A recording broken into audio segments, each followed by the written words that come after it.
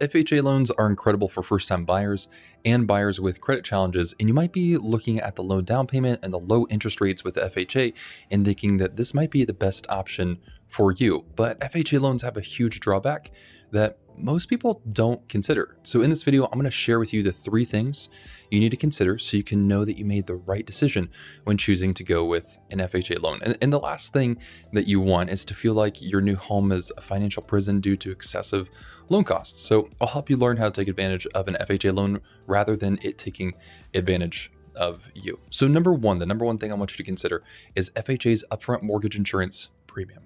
Okay, so all FHA loans require a 1.75% upfront mortgage insurance premium cost. And why do they do this? This helps keep the FHA program going.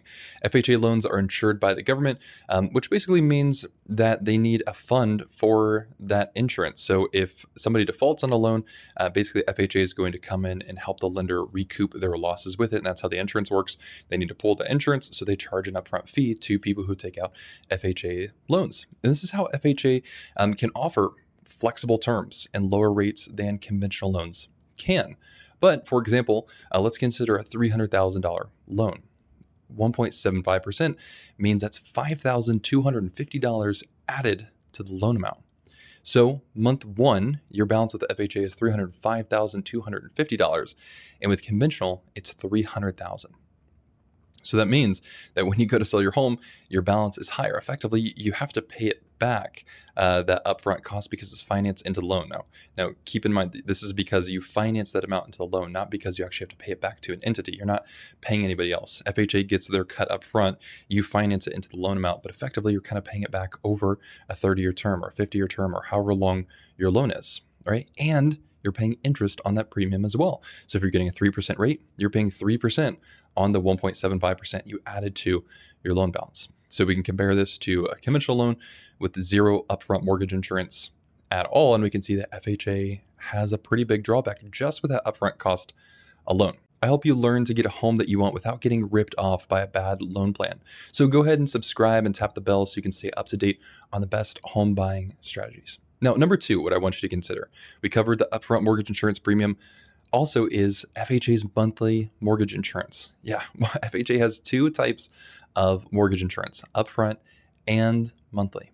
And for most people, FHA's annual mortgage insurance premium is 0.85% of the loan balance, and it stays on there for the entire life of the loan. Now, this used to be different. It used to fall off before a change in 2013. Now all FHA loans follow along these lines. And so that means if your loan is $300,000, the monthly mortgage insurance will be $216 a month, and it will be recalculated annually according to the average annual loan balance. So basically, every single year, it's going to recalculate what that annual premium is. Now, this premium does change based on your loan size and down payment according to this chart.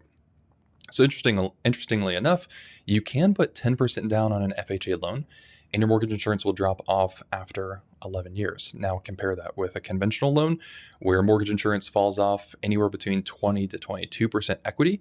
This is an incredibly long time to be paying mortgage insurance on an FHA loan, especially considering most of the time FHA, the mortgage insurance premium monthly, has a higher cost than conventional does, right? And conventional mortgage insurance isn't a set number, right? FHA loans, it's always 0.85% based on our loan amount and our down payment. That can change and fluctuate. With conventional loans, it's going to be based on the credit score and the risk of the loan as well. And this is going to be a mortgage insurance rate of anywhere between 0.5% to 1% on average. And the big question, can you get rid of FHA mortgage insurance? No, not unless you refinance to a conventional loan. There is no way to have an FHA loan to pay it down and then get your mortgage insurance removed without refinancing, right? Even if you get an FHA loan, pay it down past 20% equity, you cannot remove the mortgage insurance premium from the loan. You have to refinance to a conventional loan. It's important to remember too that we hear MIP and PMI. PMI, private mortgage insurance, is the name given to mortgage insurance for conventional loans. MIP, mortgage insurance premium, is the name given to mortgage insurance for FHA loans. So those are the differences. PMI, MIP. PMI, conventional. MIP is FHA. Okay, so how do you refinance? How do you get rid of the mortgage insurance? And this is where you can take advantage of the FHA loan instead of it taking advantage of you. So number 3 is what I like to call the bridge strategy. We'll cover that in just a second. But why choose an FHA loan? Normally, an FHA loan, even though it might have a lower interest rate, tends to have a much higher cost over the entire life of the loan compared to conventional because of the upfront mortgage insurance and because of the monthly mortgage insurance that often doesn't fall off for most borrowers. And if we take a quick comparison look at a $300,000 home, FHA is $59,000 more expensive over 30 years than a conventional loan. So when you get an FHA loan, usually it's for a very specific reason. We need to use the FHA loan for a reason. We're not just getting it because it's the cheaper option, because usually it's the more expensive option. So likely either some credit issues or debt to income issues that are keeping you from qualifying for a usually less costly conventional loan.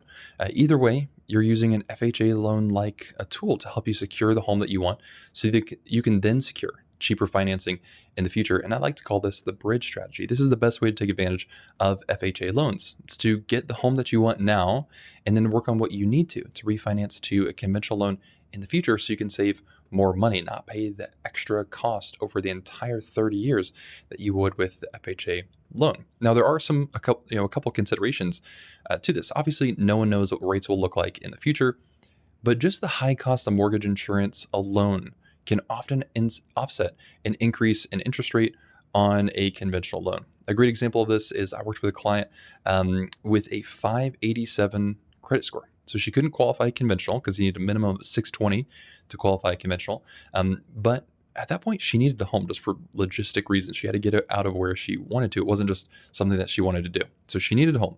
All right, so we helped her get an FHA loan and then connected her with a credit coach. So in 2 years, her credit score was above 680 and she could refinance into a much lower payment on a conventional loan.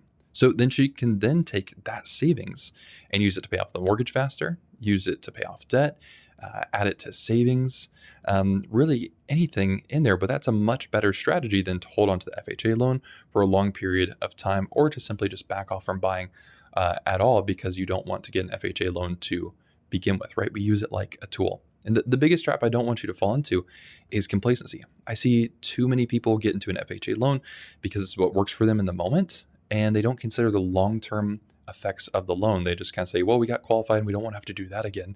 And so they never look at what they need to work on so they can get cheaper debt in the future, all right? And that's really the name of the game, is figuring out how do we refinance into cheaper debt along the way. So they sit in an FHA loan for years without considering the opportunity cost of what if they did some work? What if they could qualify for conventional in the future? How much could that save them in the long run? For some people, that might be a small amount. For some people, that might be a really large amount. So if you are considering a strategy like this, you can talk to your loan officer and say something along the lines of, I think I can only qualify for FHA loan right now, but would you be able to let me know what I need to work on so in the future I can refinance into a conventional loan? FHA by no means is a bad loan. However, you have to look at it like a tool, not a long-term option. It's a tool that helps you accomplish something. It's not a product that you want to hold on to for a long period of time. You can take advantage of it to get what you want and have a plan to save money in the long run. So knowing more about FHA loans really can help you save thousands of dollars if you go with the correct loan strategy moving forward. To learn more about qualifying for an FHA loan, click on this video over here. You'll end up knowing more about FHA loans than most of the buyers you may compete with for the home that you want.